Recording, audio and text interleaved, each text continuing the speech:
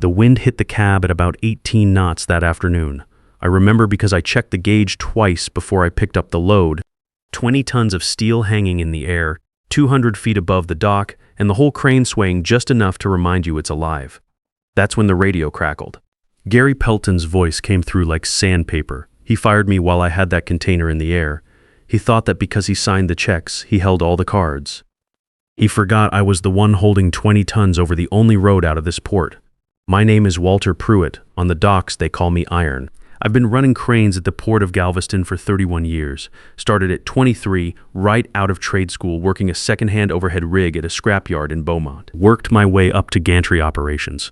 These days, I run one of the big Liebherr units, 200 feet of steel, 250,000-pound capacity, and a cab about the size of a walk-in closet bolted to the top of all of it. Up there, you learn to read everything: wind direction, load sway.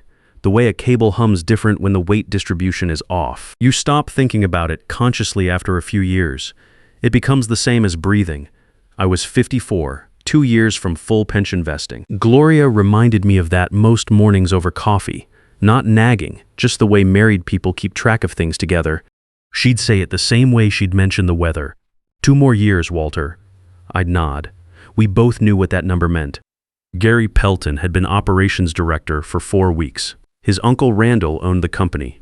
That was his resume. He drove an Audi that still had the window sticker crease on the glass and wore a hard hat that looked like it had never seen sun. He was 27 years old and he had never once operated anything heavier than a company golf cart. 3 days before he fired me, I started keeping notes on container 404 Bravo. I'd moved it twice that week. Both times the crane's load cell read 42,000 plelibs. The manifest said 18,000 ploas of recycled steel shavings. I know what recycled shavings feel like on the line. Light, loose, shifts around. This load was dense and dead even. Didn't shift at all. I wrote the numbers down in my personal logbook both times. Date, time, manifest weight, actual load cell reading, old habit. 31 years teaches you to keep your own records because paperwork has a way of changing overnight. I didn't know what was in that container. I just knew the math didn't add up. Tuesday afternoon, I had a fresh load on the spreader, 20-ton container, clean lift, holding steady at 200 feet. Donnie Sims was my spotter on the ground. Good man. 22 years on the dock, never once gave me bad information. I was halfway through the swing toward the ship when the radio clicked on. Pruitt. Gary's voice had that impatient edge he used with everyone who worked with their hands. You're moving too slow. Disable the sway dampener. Swing it straight and drop it. We need to move. I kept my eyes on the load. Negative, I said. Winds at 18 knots. I cut the dampener at this speed with this load. I turned that box into a wrecking ball. I'm not taking out a truck cab to save you 3 minutes. I didn't ask for your assessment. That's a direct order. And my answer's still no. Radio went quiet for about 10 seconds. I finished the swing. Felt the container settle onto the chassis below. That clean, solid thud, that means the locks caught right. I'd done it 10,000 times. The load was secure. Then Gary came back on. Pruitt, bring the boom to rest. You're done for the day. I stopped moving. Come again, you're fired. Insubordination. Refusal to follow a direct order. I'm logging it as a safety violation. Negligence on your record. Climb down. Security's waiting. I sat there for a second, just looking out at the water. The Gulf was gray and flat that afternoon. A container ship was sitting at anchor about a mile out, waiting for its berth. He wasn't just handing me a pink slip. A negligence flag on a crane operator's record means the licensing board gets involved. That means hearings, reviews, possible suspension. 31 years of clean operations, not one incident, not one late load, not one cable failure on my watch, and this 27-year-old was going to put negligence next to my name because I wouldn't let him endanger a truck driver. Then he added the part that was supposed to finish me. I already called the union hall, told them you were showing signs of intoxication up there. Slurred speech, erratic movements. You'll never run a crane again when I'm done. I looked down at the yard. Gary was standing near the loading bay, tiny orange figure, arms crossed, looking up at me. He looked like he'd already won, like this was settled. I looked at the controls. Every light was green, engine running smooth. You want me to stop working? I asked. I want you off my site. All right, Gary, I said. I'll stop, but I've got one last move. I swung the boom hard left towards stack 4. The crane responded the way it always does, instantly, smoothly, like an extension of my own arm. 200 feet of steel pivoting across the sky. Down on the ground, I could see people stop walking. Heads tilted up, Donnie Sims took a few steps back from his position. He'd been my spotter long enough to know that swing path wasn't toward any ship. I knew exactly where I was going. Container 404 to Bravo was sitting at the top of Stack 4, same place it had been for 3 days. Dull red paint, rust streaks down the corners, nothing on the outside to tell you anything. I lowered the spreader. The twist locks engaged with that familiar clank that travels all the way up the cable. I felt the weight transfer through the machine, 42,000 plas rising off the stack, smooth and level. Priet. Gary's voice went up an octave. Put that down. That is not on the manifest. Put it down right now. You fired me, Gary. I don't work for you anymore. I watched the load clear the top of the stack. I'm just tidying up. I slewed the boom toward the main exit gate. The exit road at this section of the port is a single-lane causeway, harbor water on both sides, maybe 40 feet wide at its narrowest point, one road in, one road out. Every truck, every vehicle, every piece of equipment that moves through this gate uses that road. I could already see 6 semi-trucks lined up waiting to leave, their running lights glowing in the afternoon haze. If that road was blocked, nothing moved. The Lady Jane, scheduled to sail at dawn with Gary's special cargo already loaded, wasn't getting any more freight. The trucks weren't leaving. The whole port ground to a stop. I checked the monitors. Road clear. No workers, no vehicles at the narrow point. Pruitt, I swear I will have you arrested. Gary was screaming now, not even trying to sound like management anymore. I'll sue you for everything you own. I'll make sure your wife never sees a pension check. You already took my job and my license, I said. You've got nothing left to threaten. I positioned the load directly over the narrowest point of the causeway. Triple-check the monitors. All clear. Then I flipped the release toggle. The clamps let go. For just a half second, 42,000 pal of hell hung in the air on nothing but momentum. Then gravity finished the argument. The impact shook the crane tower all the way up to my seat. A sound like the world cracking open, a deep percussive boom that I felt in my chest more than heard. Dust and chunks of asphalt sprayed outward in every direction. The container hit flat, embedded itself into the road surface, and the force of the drop split the rusted side seam open like a zipper. I grabbed my binoculars. Through the cracked seam, catching the late afternoon light, I saw copper, not wire, not thin stuff. Thick, braided industrial copper cable on heavy spools, each one about the size of a washing machine. Orange and bright, the way copper looks when it's been stored properly, not recycled. Behind the spools I could make out black server rack casings, still sealed in anti-static bags, serial number labels visible on the outside. That was not scrap metal. I set the binoculars down on the dash and sat there for a second. The load cell numbers in my logbook suddenly made a lot more sense. So did the way Gary had been obsessively checking on that container for 3 days, chasing off anyone who got near it. I reached for the ignition, turned the key, pulled the fob out of the slot. The engine went quiet. The cab went still, just the wind against the glass and the sound of chaos starting to build 200 feet below. I leaned out the side window. The harbor water was dark and cold looking. I held the key fob out for a second, then let it go. Watched it tumble, catch a flash of light and disappear into the water without a sound. Come and get me, I said to nobody. Getting down from a gantry crane on a good day takes about 8 minutes. On a bad day, with a right knee that's been surgically repaired twice, it takes closer to 15. I took every rung deliberate and slow, hand over hand, boot over boot. The metal was cold, the wind was picking up.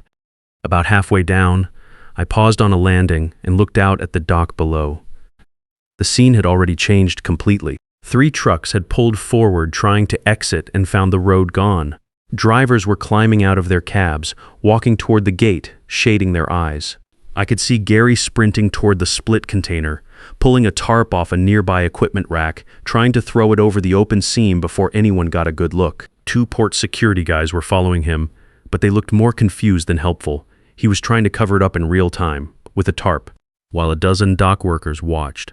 I kept climbing. By the time my boots hit the asphalt, a crowd had formed at the base of the crane. Donnie was there. Floyd Garrett from security. A handful of stevedores I'd worked alongside for 15 years. They weren't angry. They just stood there looking at me like they weren't sure if I was a hero or a man who just ended his own life. Gary got to me first, running across the yard with his face the color of a stop sign. "You absolute lunatic." He stopped 2 feet from me, breathing hard. "You destroyed company property.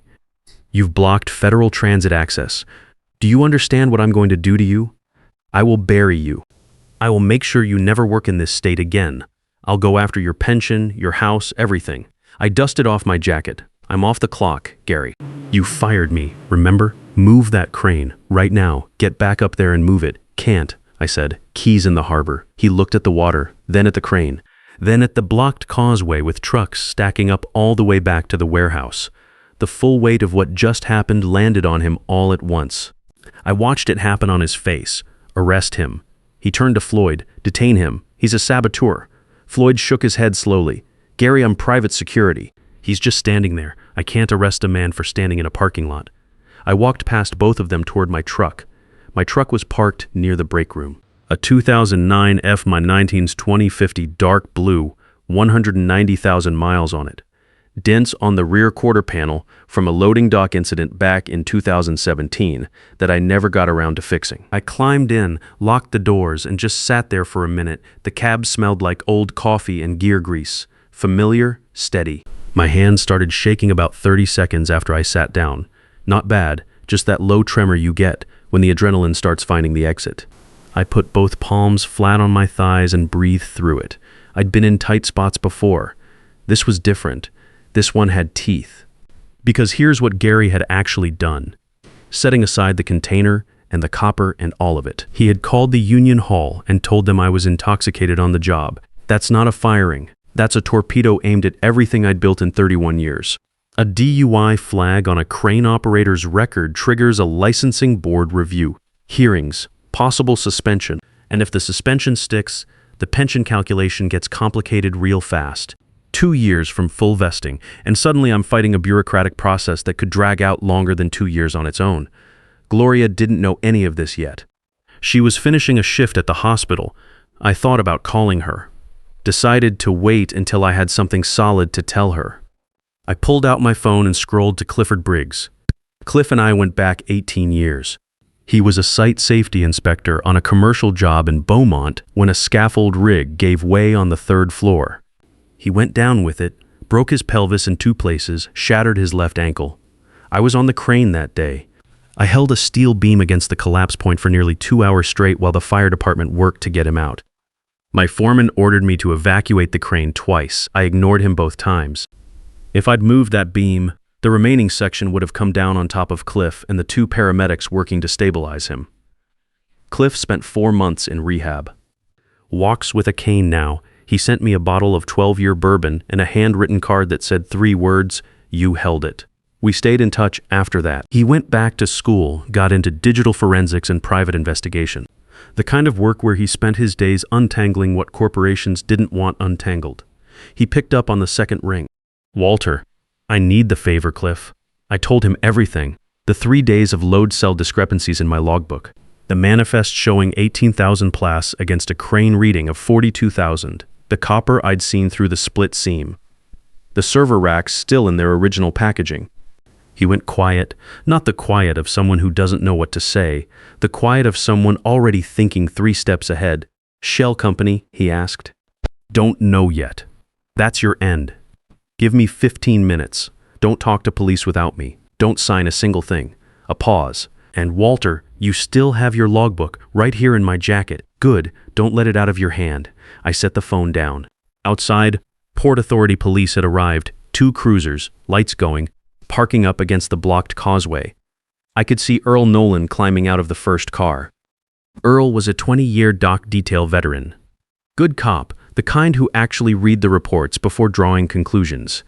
Gary got to him before the car door was fully open. I watched him talking fast, pointing at my truck, pointing at the crane, pointing at the container. Earl listened with his arms crossed and his face giving away nothing. Then Gary pointed at me, and I could read the word even through the windshield glass. "Drunk." Earl walked over, knocked on my window. I rolled it down. "Evening, Walter." "Evening, Earl." He looked around the cab. No bottles, no smell, nothing to see. Gary's telling me you were intoxicated on the job. That true? Not a drop, I said. He fired me for refusing to bypass a safety lockout on the crane. When I wouldn't do it, he invented the drinking charge to cover himself with a union. He wants a breathalyzer. I know. Run it. Earl pulled the unit off his belt. Standard procedure in any industrial accident, regardless of the circumstances. I stepped out of the truck, blew into the tube until it beeped. Earl checked the readout, then turned the screen toward Gary without saying a word. 0.00 Gary's face went through about 4 different expressions in 2 seconds. He landed on, then he's on something else. Pills. You need to take him in for a blood panel. I'm not arresting a sober man, Earl said, and his voice had that particular flatness that meant the conversation was over. He turned back toward the causeway. Now, about moving this crane, we need the exit cleared. Can't move it without the key, Gary said. He threw it in the water. Earl looked at me. I gave him a small shrug, slipped. Earl rubbed the back of his neck. All right, I'm calling for a manufacturer's technician that's going to be a few hours minimum. In the meantime, this is an active accident scene. Commercial enforcement is coming out to inspect the road damage and the container. The word inspect hit Gary like a physical thing. His shoulders pulled back. His eyes went straight to the split seam of 404 Bravo, copper cable still visible in the fading light, and then back to Earl. That's not necessary, Gary said, and his voice had dropped half an octave. It's internal company property. Scrap material, I'll handle cleanup myself. There's no reason for enforcement to Rhodes County property, Earl said. They inspect the road. They inspect whatever's on it. That's procedure. Gary looked like he might be sick. Earl sent me back to my truck to wait. I wasn't under arrest. I wasn't free to leave either. Nobody was with the causeway blocked. I climbed back in the F-250 and watched Gary pace circles near the police cruiser, phone pressed to his ear, one hand pressing flat against the side of his head like he was trying to hold something in. 10 minutes later, he came to my window. He'd pulled himself together on the outside. The panic was still in his eyes, but his voice was smooth, almost friendly, like we were 2 reasonable men who'd had a misunderstanding. Walter. He said it like we were old friends. Look, today got out of hand. Corporate's been putting pressure on everyone about quarterly numbers, and I took it out on the wrong guy. That's on me. I didn't say anything. He reached into his jacket and brought out a personal check, held it up so I could see the number $10,000. Tell them you have a spare key. Tell them you can move the crane. Let my crew clean this up before enforcement opens that container. I'll reinstate you tonight. Full back pay, and I'll bump your rate up 15%. The drinking report disappears. Nobody has to know anything.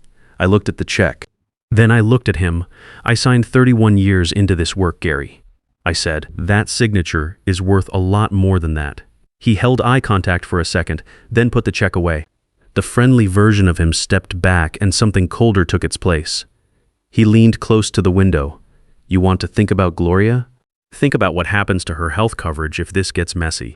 Hospital employees don't work for free, and neither do their insurance plans when a spouse is under a federal investigation. That was it. He'd gone after Gloria. Not the pension, not my license. Gloria, who worked 12-hour shifts on her feet taking care of strangers, who had never once asked me to do anything except come home safe. He put her name in his mouth like a bargaining chip. I felt something go very quiet inside me. I rolled the window up. He pounded on the glass twice. Said something I didn't hear and didn't want to. I stared straight through the windshield at the harbor until he stopped. Then I picked up my phone. Clifford had texted, "Call me, secure line." I called him back. "I'm in their system," Clifford said. No greeting, straight to it. Pulled the digital manifest for 404 Bravo. Official logs submitted to Port Authority lists Class C recycled steel shavings, gross weight 18,000 pallets. Destination filed as a recycling consolidator in Houston. My load cell read 42,000, I said. I know. Here's where it gets interesting. I traced the actual shipping destination. It's not Houston. The manifest was amended 6 hours after initial filing, routed to a shell company registered in Kuala Lumpur, no physical facility on record, no recycling operation. It's a paper company that exists to receive containers and redistribute contents to electronics buyers across Southeast Asia. I watched Gary through the windshield. He was still on his phone, walking tight circles, free hand pressed against his forehead. So he's been exporting stolen goods as scrap, I said. Better than that, I could hear Clifford typing. I cross-referenced the inventory serial numbers on those server racks you saw, the ones visible through the split seam. They match a theft report filed 3 weeks ago by the company's own facilities division. $900,000 in copper cabling and server infrastructure reported stolen from the downtown data center retrofit project. Gary filed the report himself. Claimed it was a break-in. Insurance paid out within 10 days, unusually fast for a claim that size. The picture assembled itself cleanly.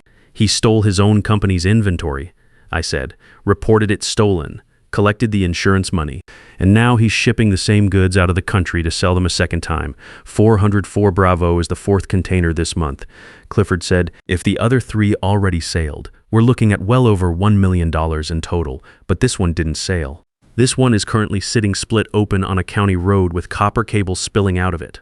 Because I dropped it there, because you dropped it there. A pause. Walter, I'm 12 minutes out. I've got Beverly Howell in the car with me. She's an assistant U.S. attorney out of the Southern District. She owes me a consult. Don't talk to anyone. Don't sign anything. And keep that logbook on your person. Already doing all 3. One more thing.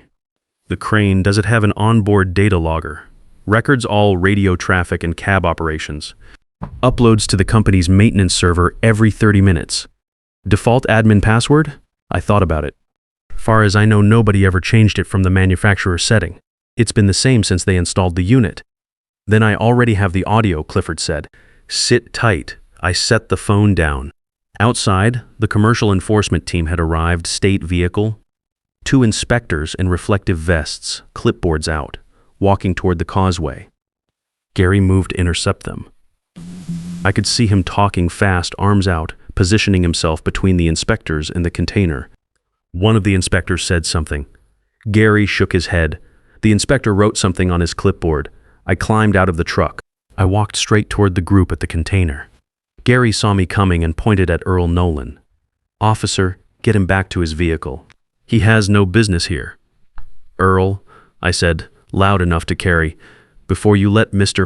Pelton explain why nobody should open that container, I think you need to hear something. I pulled out my phone. Clifford had sent the audio file while I was on the call with him, pulled straight from the crane's maintenance server, time-stamped, unedited. I found the file and pressed play at full volume. Gary's voice came out of the speaker clean and sharp. Disable the sway dampener, swing it straight, and drop it.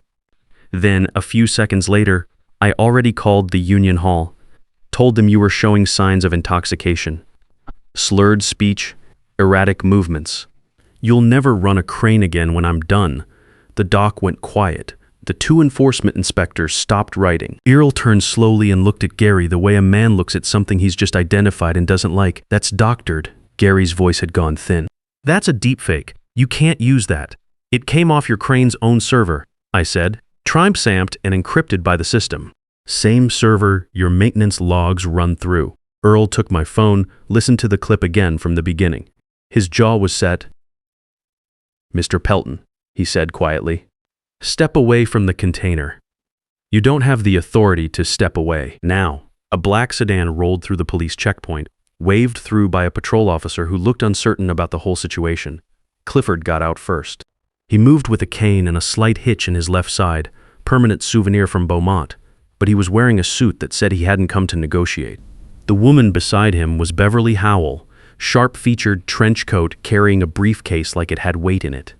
Clifford looked at me. Walter. Cliff, he turned to Earl. Clifford Briggs, representing Mr. Pruitt. This is Assistant U.S. Attorney Beverly Howell, Southern District of Texas. Beverly had her credentials out before Clifford finished the sentence. We have reason to believe the contents of this container constitute evidence of grand larceny, insurance fraud, and interstate trafficking of stolen federally contracted materials. Gary stepped forward. This is insane. It's recycled scrap. You have no probable cause to. He lunged toward the container doors. Earl caught him in 2 steps, spun him around, and pressed him against the side of the police cruiser with a firmness that made the 2 enforcement inspectors step back. Gary Pelton, you are detained for obstruction. Do not move. With Gary cuffed and held against the cruiser, Beverly nodded to the enforcement officers. One of them pulled a crowbar from his truck. The split seam had already done most of the work. He just needed to lever the door latch. The doors swung open. 3 wooden pallets leaned forward and spilled their contents across the wet asphalt. Heavy copper cable, braided and bright, still on the original industrial spools. Each spool was tagged with a white inventory label. Property of City of Galveston, Data Infrastructure Project, Phase 2. Behind the pallets, server blades in sealed anti-static bags, serial numbers printed on the outside of each one. The dock workers who had gathered at the perimeter were completely silent. Earl shone his flashlight across the pile, swept it slowly from one end to the other. "Shiniest scrap metal I've ever seen," he said. Clifford picked up a loose inventory tag from the nearest spool, read the number, then looked at Gary against the cruiser. "Serial range matches the theft report filed 3 weeks ago. Estimated value of this container alone is $220,000. He looked at Beverly. "And based on the amended shipping logs, this is the 4th one he's moved this month." Gary stopped pulling against the cuffs. He just went still, slumped against the wet metal of the cruiser door, and stared at the asphalt. That was the end of it. Randall Pelton resigned before the week was out. The board had no choice but to accept it. Gary's case went federal: insurance fraud, grand larceny, falsifying a police report, obstruction. The U.S. Attorney's Office found 3 additional containers that had already sailed. The total came to just under $1.4 million in stolen goods. The judge gave Gary 8 years. His attorney tried to argue he was young and had shown remorse. The judge noted that filing a false police report against a 31-year employee to cover up a $1 million theft scheme did not suggest remorse so much as a poor choice of timing. The company came to me 2 weeks later. New interim director, no relation to anyone named Pelton. They offered me my job back with a formal apology in writing and a promotion to lead safety trainer. The promotion meant no more tower climbs. My right knee sent me something that felt like gratitude. I took the offer. These days I run a morning class for new operators, 3 days a week. We cover load charts, wind ratings, spreader alignment, emergency protocols, but the last 20 minutes of every session I put the manuals down and just talk to them about what 31 years on the line actually teaches you. About how to tell the difference between a manager who knows the work and one who just knows how to schedule it. About keeping your own records, because paperwork has a way of changing when it's convenient for someone else. Hank called me the night the story hit the local news. He'd seen my name. "You okay, Dad?" "Yeah, that's it, just yeah. Go to work tomorrow, Hank." He laughed, hung up, good kid. Most evenings now I sit on the back porch and watch the bay. Gloria brings out 2 cups and sits in the chair next to mine, and we don't always talk. Sometimes the water just does its thing and that's enough. I spent a long time thinking that keeping my head down was the safe play. That if I stayed quiet, stayed useful, didn't make waves, the institution would protect me. It didn't. It never does. Silence just gives the Gary Peltons of the world more room to operate. Here's what I know now. Your word is your load rating. You either hold what you said you'd hold, or you don't. And when someone tries to tell you that your 31 years of holding it don't count anymore, that's not a personnel decision. That's a test. Keep your own records. Know what you're worth, and never let anyone mistake how long you've been patient for how far you can be pushed. I know where the keys are. I always have. If this story meant something to you, like, share and subscribe. We'll see you on the next one. The men who try to buy your silence with a check are the same men who never understood that some things were never for sale: your name, your record, and the code you've lived by longer than they've been alive. When a man with 31 years behind him finally decides he's done being patient, it doesn't look like anger. It looks like precision.